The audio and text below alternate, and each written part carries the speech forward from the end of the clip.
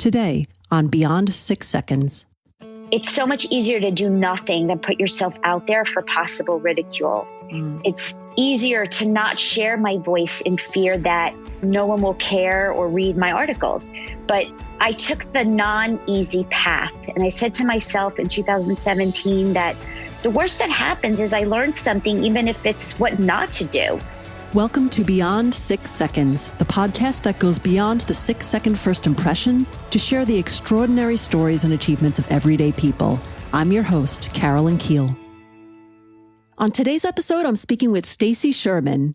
Stacy combines marketing know-how with a passion for customer experience.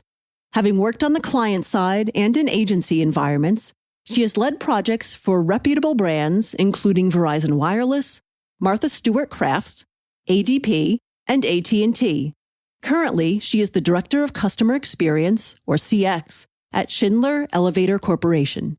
Stacy uses her expertise in developing and launching CX programs and voice of customer initiatives to maximize conversions through proven optimization techniques. Stacy's CX areas of expertise include CX within new product development to ensure products launch with the highest probability of success, CX within specific channels like eCommerce, digital, and offline retail, and also CX within a sales organization, driving employee engagement and a customer-centric culture. Stacy lives and breathes CX. When she's not at her day job, she shares her voice and passion at events, on podcasts, in industry articles, and on her DoingCXRight blog, which provides mentorship and knowledge sharing with CX professionals looking to differentiate their companies and personal brand. Stacy, welcome to the podcast. Thank you very much. So, how did you get the inspiration to start your blog about customer experience? Yeah, so first of all, I love networking and I love learning from people. And I also enjoy sharing my experiences to help others too. And while I was doing that on a local area, I aspired to reach a much larger audience who share my passion about leveraging customer experience as a brand differentiator and building personal skills to be an effective leader in the CX field. And I knew what I needed to do to achieve my goals, which was leveraging the internet, but I hemmed and hawed for a very long time. And not until 2017 did I decide to just follow Nike's advice and just do it. And I made my vision become a reality and launched DoingCXRight, which has continued to evolve ever since. Wow, that's really cool. So once you actually had the idea to start a blog and decided to just do it, what did you do to get started? Yeah, I got started somewhat randomly. I should say it was top of my mind, but the start date was random. I was introduced to a very smart woman, Liliana Petrova, who worked at JetBlue at the time, doing similar work as I was at Verizon Wireless. Mm-hmm. And we would speak for hours and hours over the phone as we shared CX in common. But ironically, what connected us was our differences, as we knew so much about CX, but from different angles, having worked in different industries and coming from different cultures and different academic experiences. Well, to make a long story short, we decided to collaborate and write articles together. And I have to admit, having a friend or even an acquaintance to jumpstart an idea like a blog is incredibly helpful. And it reinforces what I've always believed, which is people come into our lives at the right time for the right reason. And it's really true. Yeah, that is an interesting bit of serendipity that you found each other at this one time and decided that you had enough of a connection and a good working relationship to start off a blog. How did you plan out your first few blog posts? How did you even know what to start writing about? Yeah, so what to write is not my problem. I have a list that is pages and pages long. What the challenge is how to find the time to write. And so that's really the struggle because I work full time. I'm a mom and I wear many different hats. And the key to balancing it all, I have to say, is being very organized, very focused, and intentional on how I spend my time. And I can't forget that having a very supportive family is extremely important because without their help, I could never do it all. But with that said, one helpful habit that I've been doing a while is waking up early in the morning before emails and texts come in from family and friends and coworkers. And I found that I love the quiet time and notice that I write my best articles as the sun rises. So to your question, the inspiration's in my head. It's just everywhere I go, I notice opportunities and examples to write about. But time is precious, and it's very easy to say I have no time to do something. If you can figure out your passion and do something with it, then time spent becomes enjoyable and enhances your life. And for me, I'm living and breathing customer experience every day as a business leader and as a consumer. And it's all connected, which makes blogging and mentoring so natural for me. That's fantastic. You know, some of the other writers that I've talked to as well really talk, as you have, about the importance of dedicating time and finding that time to write and to work on your side passions. So yours is in the morning, which I think is also a really creative time for a lot of people. So I think that makes a lot of sense to literally carve out that time. So what kind of things do you write on the blog? Is it stories? Is it like best practices and tips? Yeah, it's both. I would say it's practical how-to knowledge that I've gained from on the job over the years, and academics that I've been certified and done a lot of education around. So part of it is more academic and practical knowledge, and some of it is sharing examples that I've experienced as a consumer and for the companies I've worked for, and noticed that what does good look like? And obviously, I'm never writing about the employer I am working with at the time to give away any trade secrets, but I really focus on things that are common knowledge that really apply to all industries. And even just my own living through life that I see, or when I'm on the phone with customer service and the pain points I go through. And when I go to a restaurant, you know, what's that experience? Even before I get to the restaurant, you know, that whole journey I go through, I scrutinize that. I can't help it. It's the inspiration for what I write about. I see. Yeah, since you pretty much live and breathe CX throughout your life, I'd imagine there's inspiration really everywhere in almost any interaction that you have throughout the day. Absolutely, for sure. And how often do you post new content on the blog? I would say once a week. I post a lot on social media because that's very quick hits, but to sit down and write an article definitely takes a lot of thought power. So I would say 90% of the time I'm writing my own content, and maybe 10% it's an article I've read somewhere, and then I'll just share my thoughts on it. But I try to really write my own content because I'm trying to have my own voice and share best practices from my own practical day-to-day doing CX and leadership. But yeah, it's a lot of time. Oh, yeah. But I love it. That's awesome. So tell me about the biggest challenge you faced in either launching or currently running your blog, and how do you address or overcome it? I would say my biggest challenges are the same today as when I started doing DoingCXRight a few years ago.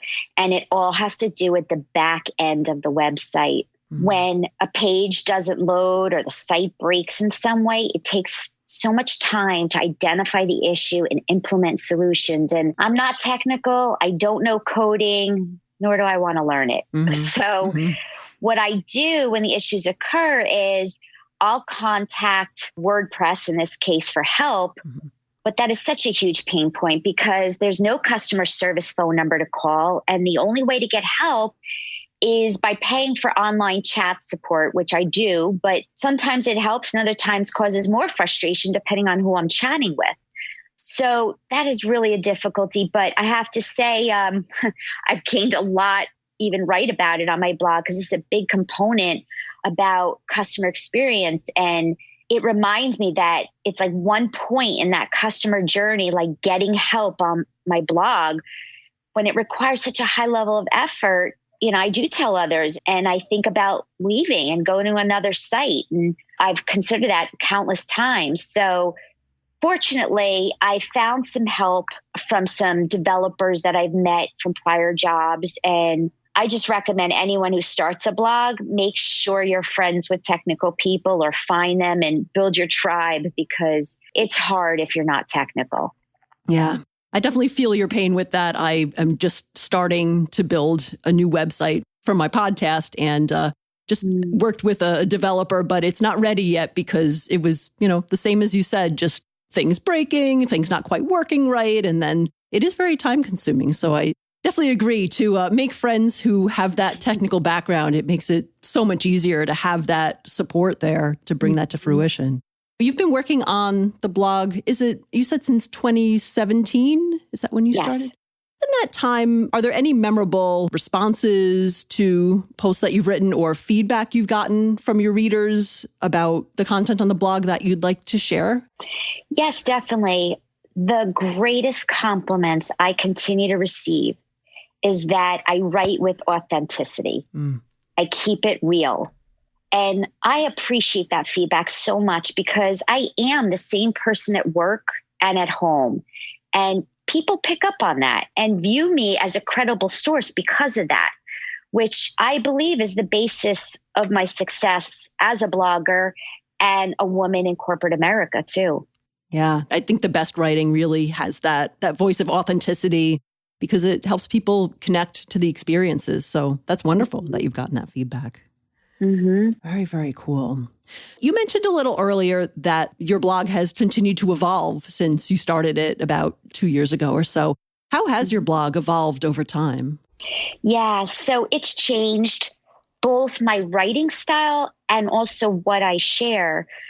Originally, I would write about random topics, guessing what people wanted to learn about in the field of CX. And as I started to gain an audience and followers, I got a better understanding what my audience cares about and narrowed my themes, such as people want to know, how exactly do you measure customer experience? How do you collect voice of customer feedback? And when you have it, how do you close the loop effectively? They asked me about, how do I engage employees, deliver customer excellence? And they hear a lot about personas and journey maps, but why? Why create them? And how do you even get started? So that's where I really have been spending time on those topics and more to narrow my themes based on what people are telling me they want to hear. My blog also changed because technology and CX tools continue to evolve. And given that I'm a CX strategist and practitioner, people turn to me to stay informed. And I believe my content helps differentiate both my blog and even me as a brand. Wow, that is great. And you mentioned that you are now starting to write things based on what people are telling you that they want to learn about. How do your readers tell you? Do they literally email you and tell you? Do they leave comments? How do you have that communication back and forth with your readers and your followers? Yes, all the above. So they will read the articles, they will share and speak to me on social media, they will leave a comment, they will go to my contact form and send me a note. And a lot of times that conversation will continue online as well as offline. So it's a variety of ways. Sometimes it's even meeting in person and mentoring people to help them build their skills the questions really vary. So the blog has been the vehicle to really connect me with people that I would never have met otherwise. That's so cool that it's actually creating those connections for you and probably opening up a lot of different new opportunities for you to do things and learn things. What kind of opportunities has your blog opened up for you? Oh, yes, you're exactly right. There's opportunities I never could have imagined. First of all, famous CX authors and speakers who I truly admire have featured me on social media and on their websites and contributed content to my site, including Shep Hyken, Annette Franz, Stan Phelps, and others. Wow. And I've also had opportunities to speak at large events, enabling me to teach and inspire diverse audiences. And, it's interesting when I think about it, because I have to admit that I used to be afraid of public speaking, and now I love it. It's funny to think that my blog started out as a place to express my written thoughts and turned into something much more. It accelerated my confidence and has driven me to leave my comfort zone. And on that note, I want to highlight that my career has grown in the business world, particularly as a woman leader. Mm-hmm. Women starting out in the workplace and trying to take their career to the next level continue to contact me, and it's really rewarding. Even my employer, Schindler Elevator Corporation, recently interviewed me and shared my advice on social media to help elevate other women, reiterating the importance of self-advocacy. And even today, talking to you on this podcast, it's an opportunity that came unexpectedly. So I'm really grateful for all of this and the things that I don't even know about yet to come. That's fantastic. We both know, having worked in digital marketing, how powerful it is to create and curate your own content, and how over time it helps establish you as a thought leader and an expert, and people start going to you. And it sounds like that's exactly what's been happening since you started your blog. That's really awesome. Yeah. And I have to say that what you just said about thought leadership, that is the very intention and purpose every day for me, and the purpose why DoingCXRight started. And I'm really passionate about that. So I'm glad it's coming through. Yeah, it definitely is. What have you learned from your blogging so far? So much. Mm-hmm. I've learned the meaning of taking chances and not being fearful if it doesn't work out. I've learned to shove fear and negative thoughts away. If I had not done that, DoingCXRight would never have launched. It's so much easier to do nothing than put yourself out there for possible ridicule. It's easier to not share my voice in fear that no one will care or read my articles. But I took the non-easy path. And I said to myself in 2017 that the worst that happens is I learned something, even if it's what not to do. And I trusted certain people like the Virgin Group leader, founder, Richard Branson. He says that when opportunities arise and you're not sure you could do it, say yes, then learn and figure it out. And it's the best advice, with the understanding that success comes with a lot of hard work, time, and commitment to figuring it out. But when you love doing something that you're passionate about, it becomes part of your routine, and it's not work. It becomes fun. Yeah, definitely. And I think a lot of people can really relate to, having an idea that they're really passionate about, but they're nervous to get started for, all those reasons that you mentioned, the fear of no one reading it or getting rejected or just not being able to make an impact or not getting it perfectly. But, I think it's just important to just start and know that you can continue to change and improve and adjust things. And I guess one of the cool things about starting out when no one has really discovered you yet is that you have that time to experiment and try new things without a lot of eyes on you, so that when you finally figure out what actually works and connects with people, you can continue to build your audience from there. Yeah, definitely. In fact, I make myself laugh sometimes when I read my very first articles, and I'm my worst critic. And I was like, wow, that wasn't so good compared to, how I articulate now. And it's true. You just learn by doing over and over again. Yeah, exactly. Oh, so, you've been running your blog for about almost 2 years. What are your goals for your blog going forward? Yeah, it's a great question. I am still figuring out my future strategy. I believe strongly in a crawl, walk, run approach. And starting a blog was the crawl phase. Now I'm thinking a lot about how do I reach even more people in a scalable way with such limited time. So I don't know, maybe I will write a book. Maybe I'll teach a night class, as I've been offered by the universities. Great. And of course, I'll continue to mentor people. I love advising and coaching people, especially working moms and dads, because I have so much to offer them, as I'm a mom of two who's worked for over 20 years, and I know what it means to balance and how to do it all successfully. But to your question, there's endless opportunity, and I'm simply allowing life to guide me on my course organically, and we'll see where it goes. That's fantastic. And now you've got a large body of content and writings that you have. So I could see the blog developing and feeding into all those different new kinds of projects that you mentioned, like classes and books, because you've already got that great start underneath you. So that is awesome.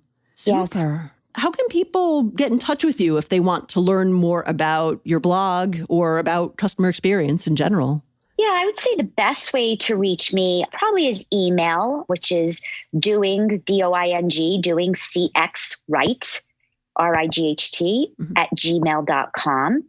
And if you want to learn about customer experience to increase your own skills and or to transform your organization, subscribe to my blog, read my articles, follow me on Twitter and LinkedIn and Instagram as I share actionable tips frequently, which you probably can just find it if you search on social, or my name, Stacy Sherman, no E in Stacy. And yeah, I would say read and join the conversations. It's really about a community.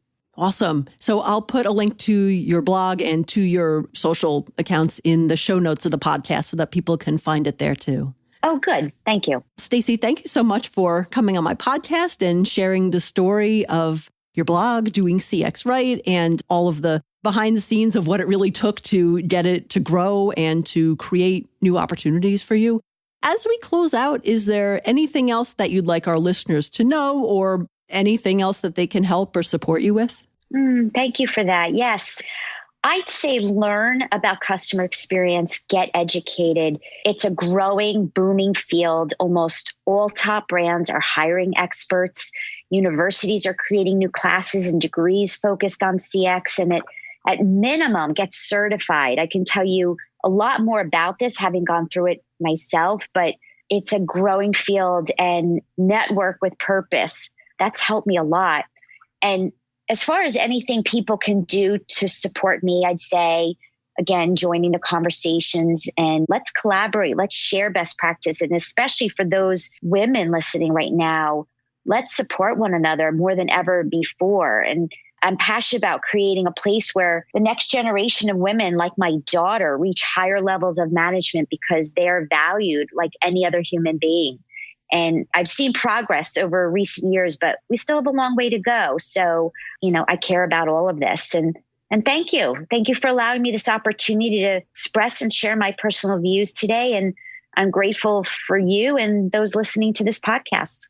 Absolutely. Thanks, Stacy. I really appreciate that. Thanks for listening to Beyond 6 Seconds.